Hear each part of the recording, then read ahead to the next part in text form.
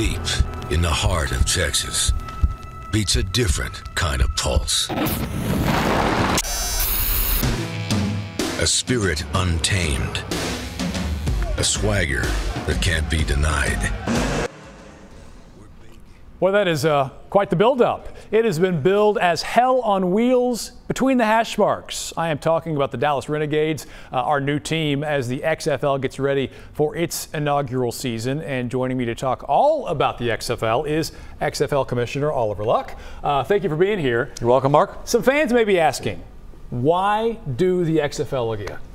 Well, Vince McMahon is our founder, our visionary, and a real simple answer: for the love of football. We all know how important football is in this country. It's our #1 sport.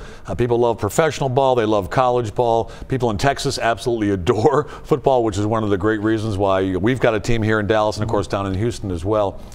I think we're at peak football. It's being played at the highest level ever. There are so many good young players that just can't quite make it, in the fall, and they're coming to us. And they want to play. They're excited. We've been able to sign up great coaches like Bob Stoops here in Dallas, guys who know how to coach football, and not just coach football, but play that up-tempo, fast-paced game where you're scoring points. And that's what people want to see. But it's not just some of the coaches whose names we recognize, like you mentioned, Bob Stoops. Landry Jones as well is a name. Certainly Steelers fans, Oklahoma Sooners fans know that name. I think that's a key for fans, is you got to see some guys that you recognize, that you rooted for at the high school or the college level. Absolutely. I think if you look through our rosters, and we're at 70 now per team, and then we'll get down to the low 50s when we start the season in February. But you'll see guys who are All-Americans in college. They're all-conference players.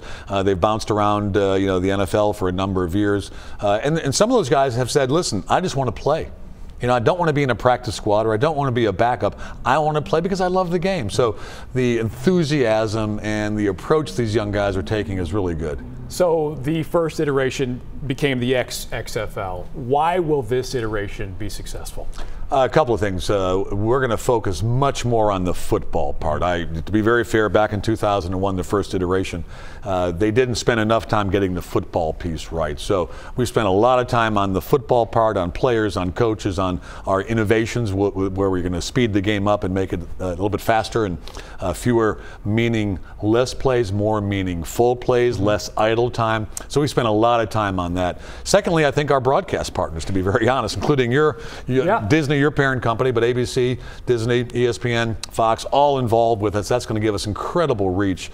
And I think football's in a different spot today than it was 20 years ago. The quarterback play in our league is going to be very good. As we had mentioned, so many guys who just can't quite make an NFL roster. So I think a number of things are going to be different, and no gimmicks. That's maybe the most important thing. Certainly a big difference. There were some gimmicks in 2001, let's be honest, and we're going to avoid those gimmicks as best we can. Well, so a lot of folks may see the name Oliver Luck and think, I know that name from somewhere, because your resume is pretty robust. Time with the NFL, with the NCAA, with West Virginia. You've done a lot of really cool things. Why do this? Why take this job?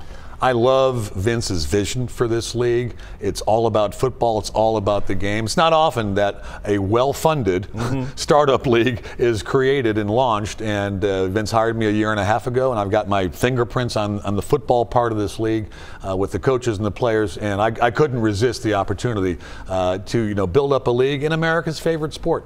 And you come after America's favorite sporting event. Basically, the week after the Super Bowl, you guys are off and running. Exactly. February 8th and 9th is the weekend right after the Super Bowl. That's when our season starts, a 10-game season, 2 playoff games, 2 semifinals, and a championship game. So we're done by the end of April. And it's a time when there is no football, right?